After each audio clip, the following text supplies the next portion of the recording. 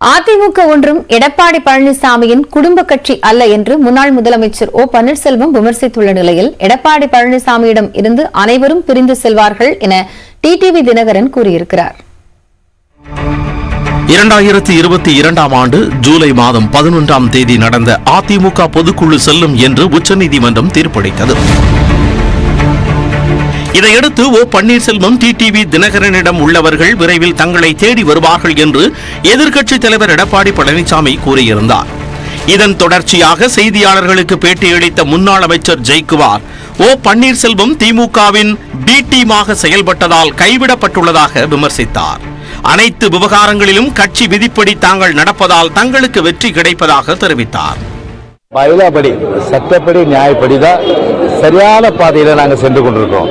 சரியான பாதையில சென்று கொண்டிருக்கும் போது எங்களை பொறுத்தவரை சரி, அவர் எத்தனை சுற்று போனாலும் சரி, அத்தனை சுற்றுகளிலும் சரி, நாங்கள் தான் வெற்றி பெறுவோம். இந்நிலையில் மாவட்ட வாரியாக மக்களை சந்தித்து நீதி கேட்க உள்ளதாக ஓ பன்னீர்செல்வம் தெரிவித்துள்ளார். சென்னையில் உள்ள இல்லத்தில் தனது ஆதரவாளர்களுடன் ஆலோசனை நடத்திய ஓபிஎஸ் பின்னர் செய்தியாளர்களை சந்தித்தார். அதிமுக உடைந்துவிடக் கூடாது என்பதற்காகவே அமைதி காத்து வந்ததாக தெரிவித்தார். மறைந்த முன்னாள் முதலமைச்சர் ஜெயலலிதா தான் கட்சியின் நிரந்தர பொதுச் செயலாளர் என தீர்மானம் நிறைவேற்றியதாகவும் அதை ரத்து செய்ய யாருக்கும் உரிமை இல்லை என்றும் தெரிவித்தார். கூவத்தூரில் நடந்தது போல் கட்சியை கைப்பற்ற வேண்டுமென எடப்பாடி பழனிசாமி நினைப்பதாகவும் விமர்சித்தார். மாவட்ட வாரியாக எங்களுடைய பணி மக்களை சந்தித்து நீதி கேட்போம், நியாயம் கேட்போம், தர்மத்தின் வழி நின்று கேட்போம். நீதி கூடிய வரைவில் இனிமேல் தீர்ப்பை எங்கு பெற வேண்டுமோ அங்கு சென்று பெறுவோம். தாங்கள் யாருடைய பி டீமும் அல்ல என்றும் திமுகவின் A to Z டீம் எல்லாமே எடப்பாடி பழனிசாமி தரப்பினர்தான் என்று கூறினார். இரண்டாவது தர்ம யுத்தத்திற்கு நல்ல முடிவு கிடைக்கும் வரை தொடர்ந்து போராடுவோம் என தெரிவித்துள்ள ஓ பன்னீர்செல்வம் தம்மையும் சசிகலாவையும் அதிமுகவில் சேர்க்க மாட்டோம் என சொல்வதற்கு எடப்பாடி பழனிசாமி யார் என்றும் கேள்வி எழுப்பினார். இன்னைக்கு அவர் சொல்றார், சின்னம்மாவையும் பன்னீர்செல்வத்தையும் டிடிவியையும் எந்த காரணத்தையும் சேர்க்க மாட்டோம். இவர் ஆரம்பிச்ச கட்சி அந்த கட்சி, இவர் தாத்தா ஆரம்பிச்ச கட்சியா? இவர் சொல்லுவதற்கு என்ன இருக்கு? அதிகாரம் இருக்கிறது. எடப்பாடி பழனிசாமி துரோகத்தையே மூலதனமாக கொண்டுள்ளதால் விரைவில் அவரிடமிருந்து அனைவரும் பிரிந்து வருவார்கள் என்றும் அமமுக பொதுச் செயலாளர் டிடிவி தினகரன் தெரிவித்துள்ளார். மதுரையில் செய்தியாளர்களை சந்தித்த போது இவ்வாறு கூறினார். அந்த கட்சி நிர்வாகிகள் இருக்காங்க, பணபலம் இருக்கு. அங்க இருப்பதெல்லாம் டெண்டர் பார்ட்டிகள், தொண்டர்களாக கிடையாது. அதுதான் உண்மை. இதை வருங்காலத்தில் நீங்க உணர்வீங்க. அதிமுக விவகாரத்தில் தலைவர்கள் கருத்து யுத்தம் நடத்தி வரும் நிலையில் ஓபிஎஸ் தரப்பினர் மீண்டும் நீதிமன்றத்தை நாட உள்ளதாக அறிவித்துள்ளனர். ஆதி திராவிடர் நலனுக்காக ஒதுக்கப்பட்ட நிதியில் கடந்த 9 மாதங்களில் மொத்தம் 5,976 கோடி ரூபாய் மட்டுமே செலவிடப்பட்டுள்ளதாக ஆர்டிஐ மூலம் தகவல் தெரியவந்துள்ளது. ஆதிதிராவிடர் நலனுக்காக ஒதுக்கப்பட்ட நிதியில் கடந்த 6 ஆண்டுகளில் 5000 கோடி ரூபாய் பயன்படுத்தாமல் திருப்பி அனுப்பப்பட்டிருப்பது தகவல் அறியும் உரிமை சட்டத்தின் மூலம் தெரியவந்துள்ளது. ஆதிதிராவிடர்களுக்கான திட்டங்களுக்கு பட்ஜெட்டில் அரசு நிதி ஒதுக்கும் நிலையில் 2016 முதல் 2022 வரையிலான 6 ஆண்டுகளில் ஒதுக்கப்பட்ட நிதி குறித்த விவரங்களை மதுரையைச் சேர்ந்த சமூக ஆர்வலர் கார்த்திக் தகவல் அறியும் உரிமை சட்டத்தின் வாயிலாக கேட்டிருந்தார். அதிகபட்சமாக கடந்த நிதியாண்டில் 2418 கோடி ரூபாயை பயன்படுத்தாமல் திருப்பி அனுப்பியதும், இதேபோல கடந்த 6 ஆண்டுகளில் மொத்தம் 5000 கோடி ரூபாய் அரசுக்கு திருப்பி அனுப்பப்பட்டுள்ளதும் தெரியவந்துள்ளது. நடப்பு நிதியாண்டில் 16,442 கோடி ரூபாய் ஒதுக்கப்பட்டுள்ள நிலையில் கடந்த 9 மாதங்களில் மொத்தம் 5,976 கோடி மட்டுமே செலவிடப்பட்டுள்ளது. மீதமுள்ள 3 மாதங்களில் 10,466 கோடியை செலவிட முடியுமா என்கிற சந்தேகம் எழுந்துள்ளது. எனவே ஆதிதிராவிடர் மற்றும் பழங்குடியின மக்களுக்கான திட்டங்களை முழுமையாக செயல்படுத்த தனி சட்டம் இயற்ற வேண்டும் என கோரிக்கை எழுந்துள்ளது. வீட்டுக்கடன் வட்டியை எளிதாக எவ்வாறு குறைக்கலாம் என்பதை இன்றைய நாணயம் பகுதியில் விளக்குகிறார் சிறப்பு செய்தியாளர் விஷ்ணுராஜ்.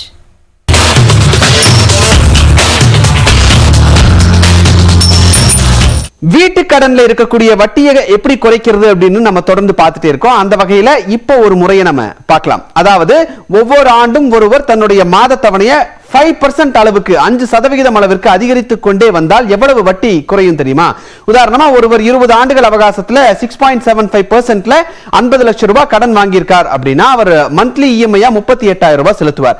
இப்போ இந்த 38,000 ஒவ்வொரு வருஷமும் 5% இன்க்ரீஸ் பண்ணிட்டே இருக்கணும். அதாவது ஃபர்ஸ்ட் இயர் அவர் 38,000 ரூபாய் மந்த்லி இஎம்ஐ பே பண்ணுவார். 2வது வருஷத்துல அதை 5% இன்க்ரீஸ் பண்ணி 39,900 ரூபாயா அடுத்த வருஷம் ஃபுல்லா பே பண்ணணும். 3வது வருஷத்துல அதை 41,900 ரூபாயா இப்படி அதிகரிச்சுக்கிட்டே இருக்கார் அப்படின்னா 240 மாசங்கள் செலுத்த வேண்டிய அந்த கால அவகாசம் அப்படிங்கிறது 152 மாதங்களாக குறைந்துவிடும். அதாவது சுமார் 88 மாத தவணைகளை நீங்க சேமிக்க முடியும். இப்படி செய்யறதால வட்டி மட்டும் எவ்வளவு குறையும் அப்படின்னு கேட்டீங்கன்னா சுமாரா 13 லட்சம் ரூபாய் வரைக்கும் வட்டி கட்டாம சேமிக்க முடியும். அதாவது மொத்த டென்யூரான 240 மாசத்துல மொத்தமா நீங்க 41 லட்சம் ரூபாய் வட்டியா மட்டும் செலுத்த வேண்டி இருக்கும். இந்த ஆண்டுக்கு 5% மட்டும் உங்க இஎம்ஐ இன்க்ரீஸ் பண்ணிட்டே வந்தீங்க அப்படின்னா அந்த வட்டியின் அளவு அப்படியே 27 லட்சமா குறைஞ்சிரும். இதன் மூலமா ஏறக்குறைய 13 லட்சம் ரூபாய் நீங்க சேமிக்க முடியும். இது குறித்து நீங்க உங்க பேங்க் இன்ட்ரெஸ்ட் எவ்வளவுன்னு பார்த்துட்டு உங்க பேங்க்ஸ்ல நீங்க விசாரிங்க, முயற்சி பண்ணி பாருங்க, உங்க இன்ட்ரெஸ்ட் காம்பனன்ட்டை குறைக்க முடியும்.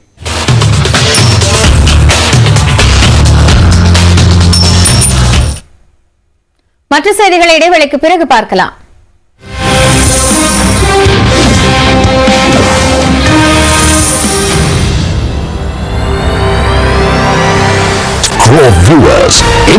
போர் முடிஞ்சிடும், நாங்க திரும்பவும் நாட்டுக்கு திரும்பிடுவோம் அப்படின்ற நம்பிக்கையில இருந்தாங்க. ஆனா இப்ப போர் ஓராண்டாகியும் நிறைவடையல. அதனால அந்த மக்களோட நம்பிக்கை குறைஞ்சு அவங்க புலம்பெயர்ந்த இடத்திலேயே இருக்கலாம் அப்படின்ற எண்ணங்களுக்கு வந்துட்டதா ஆய்வாளர்கள் தெரிவிக்கிறாங்க.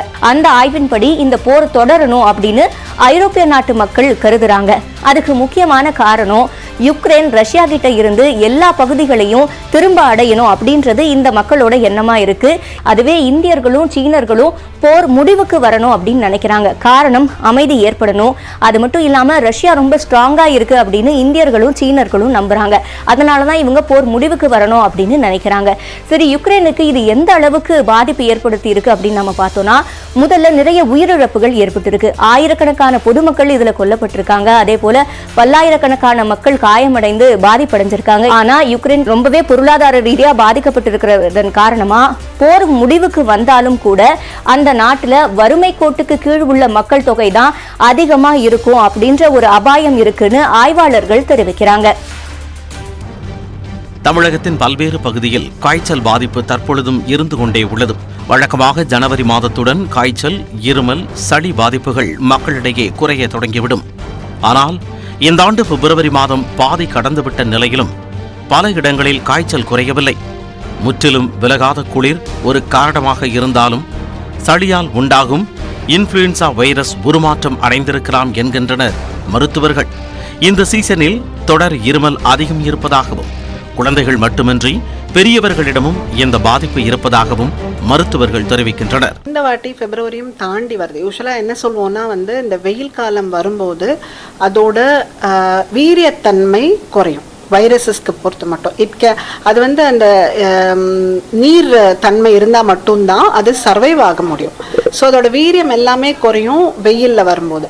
ஸோ ஜென்ரலாக இந்த சீசனில் we don't expect influenza A, rhino virus, RSV போன்ற வைரஸ் பாதிப்புகள் தான் தற்பொழுது அதிகமாக உள்ளது. எப்படி சளி சீசன் நீண்டு கொண்டே செல்கிறதோ அதேபோல் அறிகுறிகளும் நீண்டு கொண்டே இருப்பதாகவும், நோய் தீர்ந்த பிறகும் இருமலும் உடல் சோர்வும் 20 நாட்களுக்கு மேல் இந்த வைரஸ் தாக்கத்தினால் இருக்கிறது என்கின்றனர் மருத்துவர்கள். அதே மாதிரி அந்த டயர்னஸ் ஆல்சோ முன்ன மாதிரி சுறுசுறுப்பாக இருக்கவே முடியல சார். கோவிட் அப்போ சொன்ன மாதிரி போஸ்ட் வைரல் டயர்னஸ் ஃபெட்டிக் இந்த வைரஸஸ்க்கு அஃபெக்ட் ஆகுது. ஸோ டயர்னஸாக இருக்குது. அந்த முதல் 2 நாள் 3 நாள் சிவியர் பாடி பெயின். எங்களுக்கு இன்ஃபேக்ட் ஒரு கன்ஃபியூஷன்ஸே வந்துடுது, ஏன்னா இது டெங்குவாக இருக்குமான்னு. ஏன் இன்னொரு ஒரு கன்ஃபியூஷன்ஸ்க்கு காரணம் அந்த பிளேட்லெட்ஸும் கொஞ்சம் லைட்டாக குறைய ஆரம்பிக்குது. அனைவரும் கவனத்துடன் இருக்க வேண்டும் என்றும், காய்ச்சல், சளி, இருமல் போன்ற அறிகுறிகள் தென்பட்டால் உடனே மருத்துவரை அணுக வேண்டும் என மருத்துவர்கள் அறிவுறுத்துகின்றனர்.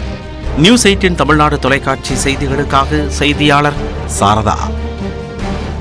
யுக்ரைன் மீது ரஷ்யா முழு அளவிலான போரை தொடங்கி இன்றோடு ஓராண்டு நிறைவடையுது. இந்த சூழல்ல யுக்ரைன் நாட்டில் எந்தெந்த பகுதிகள் ரஷ்யா வசம் இருக்கு அப்படின்றத முதல்ல பார்க்கலாம். நீங்க வரைகலையில சிவப்பு நிறத்துல பார்க்கக்கூடிய பகுதிகள் தான் இப்போ ரஷ்யா வசம், ரஷ்யாவோட கட்டுப்பாட்டுல இருக்கக்கூடிய பகுதிகள். இதுல பக்மூத் அப்படின்ற இடத்துல தான் இப்ப வரைக்கும் ரஷ்ய படைகளுக்கும் யுக்ரைனிய படைகளுக்கும் இடையிலான முதல் அதிகமா இருக்கக்கூடிய இடம். அங்க இருந்து கார்கிவ நோக்கி ரஷ்ய படைகள் முன்னேற ட்ரை பண்ணிட்டு இருக்காங்க. அதை தடுக்கும் நோக்குல யுக்ரைனிய படைகள் செயல்பட்டு வராங்க. அதே மாதிரி நீல நிற புள்ளிகளால மார்க் பண்ணிருக்கக்கூடிய இந்த இடங்கள் பார்த்தோம்னாக்கா ரஷ்யாவால ஆக்கிரமிக்கப்பட்டு பின்பு யுக்ரைனிய படைகள் அவங்களோட போரிட்டு விட்டு திரும்பவும் கைப்பற்றப்பட்ட இடங்கள் தான் அந்த இடங்கள் தான். அடுத்ததா பார்த்தோம்னா யுக்ரைன் நாட்டில் இருந்து புலம்பெயர்ந்தவர்களோட எண்ணிக்கை மொத்தமா 80 லட்சம் மக்கள் இதுவரைக்கும் யுக்ரைன் நாட்டில் இருந்து வெளியேறி இருக்காங்க. இதுல அதிகமா ரஷ்ய நாட்டில் தான் 2.9 மில்லியன் அளவுக்கு மக்கள் குடிபெயர்ந்திருக்காங்க. அதே போல ஐரோப்பிய யூனியனை சேர்ந்த பிற நாடுகள் உள்பட மொத்தமா 43 நாடுகளுக்கு யுக்ரைனிய மக்கள் புலம்பெயர்ந்திருக்காங்க. அடுத்ததா இவங்களுக்கு அங்கு அளிக்கப்படக்கூடிய அடிப்படை வசதிகள் அப்படின்னு நாம பார்த்தோம்னா ஐரோப்பிய ஆணையத்தோட உத்தரவின்படி டெம்பரரி ப்ரொடெக்ஷன் டைரக்டிவ் அப்படின்னு ஒன்று வழங்கப்படுது. அதாவது தற்காலிக பாதுகாப்பு உத்தரவு. இந்த உத்தரவு இவங்களுக்கான அடிப்படை தேவைகளை வழங்குறதுக்கான ஒரு லீகல் டேர்ம் அப்படின்னு சொல்லலாம். அவங்களுக்கு சட்டப்பூர்வமா அந்த உதவிகள் எல்லாம் கிடைக்கும். இது முதல்ல ஓராண்டுக்கு தான் கொடுத்திருந்தாங்க. இப்போ அதை 2020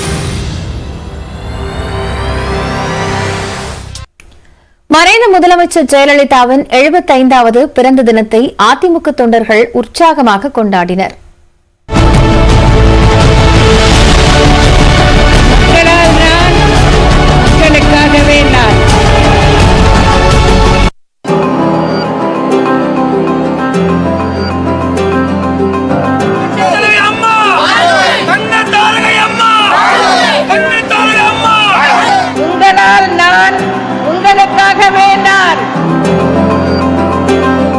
அதிமுக இடைக்கால பொதுச் செயலாளர் எடப்பாடி பழனிசாமி சென்னையில் உள்ள அதிமுக தலைமை அலுவலகத்தில் வைக்கப்பட்டுள்ள ஜெயலலிதாவின் சிலைக்கு மாலை அணிவித்து மரியாதை செலுத்தினார்.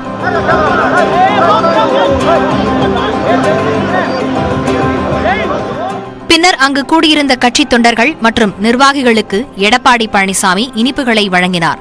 பின்னர் சிறப்பு மலரை வெளியிட்ட அவர் ஜெயலலிதாவின் 75வது பிறந்த நாளையொட்டி தயாரிக்கப்பட்ட 75 கிலோ எடையிலான பிரம்மாண்ட கேக்கை வெட்டினார்.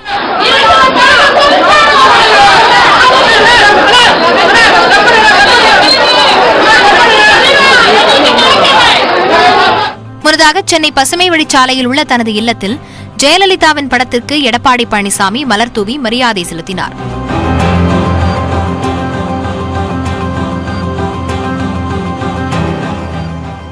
இதேபோல் ஓ பன்னீர்செல்வம் தனது இல்லத்தில் ஜெயலலிதாவின் படத்திற்கு மலர் தூவி மரியாதை செலுத்தினார். அதன் பிறகு காமராஜர் சாலையில் வைக்கப்பட்டிருந்த படத்திற்கு மலர் தூவி மரியாதை செலுத்தினார். அப்போது பன்னீர்செல்வத்தின் ஆதரவாளர்கள் உடனிருந்தனர்.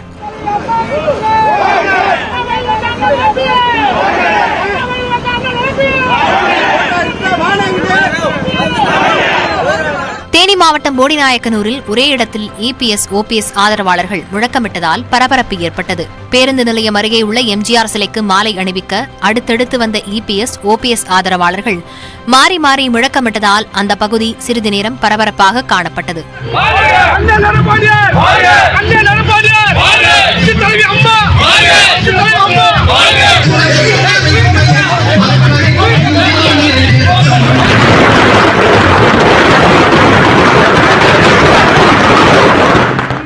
மறைந்த முதலமைச்சர் ஜெயலலிதாவுக்கு தமிழ்நாடு அரசு சார்பிலும் மரியாதை செலுத்தப்பட்டது.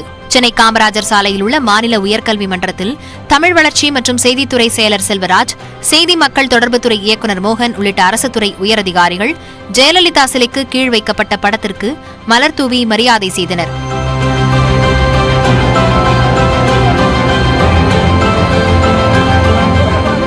காஞ்சிபுரத்தின் பல்வேறு இடங்களில் ஜெயலலிதா புகைப்படத்திற்கு மலர் தூவி மரியாதை செலுத்தப்பட்டது. 100க்கும் மேற்பட்ட ஏழை எளிய மக்களுக்கு பிரியாணி வழங்கப்பட்டது.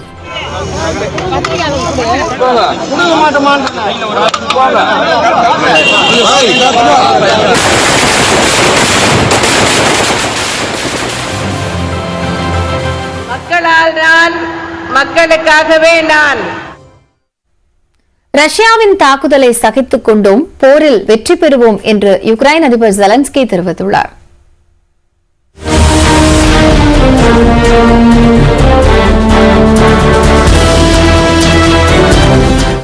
С праздником вас!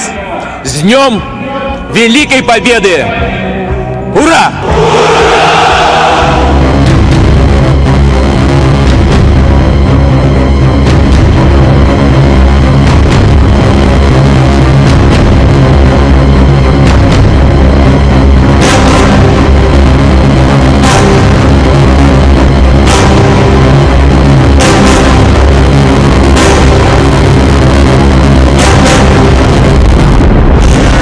அமெரிக்கா, கனடா, பிரிட்டன், பிரான்ஸ் உட்பட 12 நாடுகள் இணைந்து உருவாக்கிய ராணுவ கூட்டமைப்பு அமைப்பான நாட்டோவில் இணைய யுக்ரைன் முடிவு செய்ததை எதிர்த்து ரஷ்யா அந்நாட்டின் மீது போர் தொடுத்தது. கடந்த ஆண்டு பிப்ரவரி 24ஆம் தேதி 2 லட்சம் ரஷ்ய ராணுவத்தினர் யுக்ரைனுக்குள் நுழைந்து தாக்குதலை தொடங்கினர்.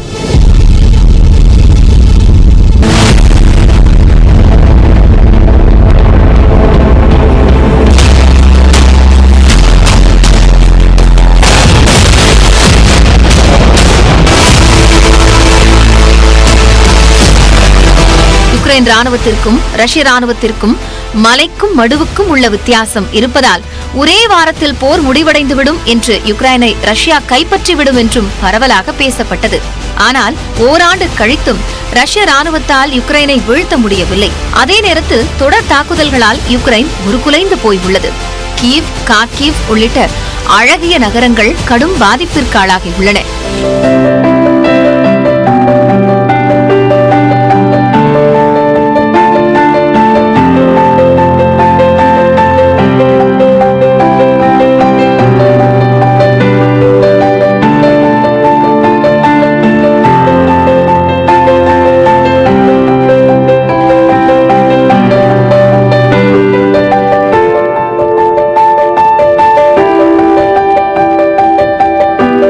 தரப்பிலும் பல்லாயிரக்கணக்கானோர் பலியான நிலையில் யுக்ரைனைச் சேர்ந்த சுமார் 80 லட்சம் பேர் வெளிநாடுகளில் அகதிகளாக தஞ்சம் புகுந்துள்ளனர்.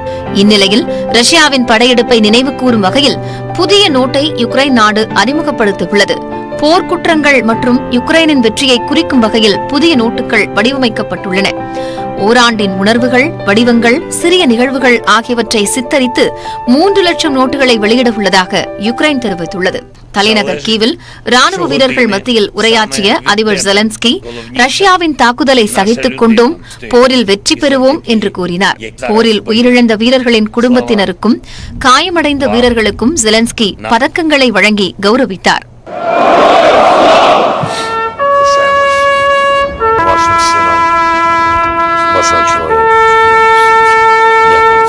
இதனிடையே ரஷ்ய தலைநகர் மாஸ்கோவில் உள்ள ராணுவ வீரர்கள் நினைவிடத்தில் அதிபர் புட்டின் மலர் வளையம் வைத்து மரியாதை செலுத்தினார்.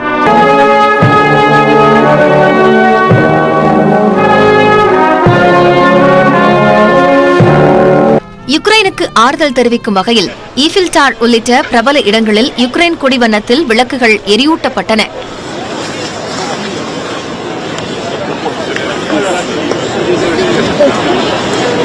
You all, yeah?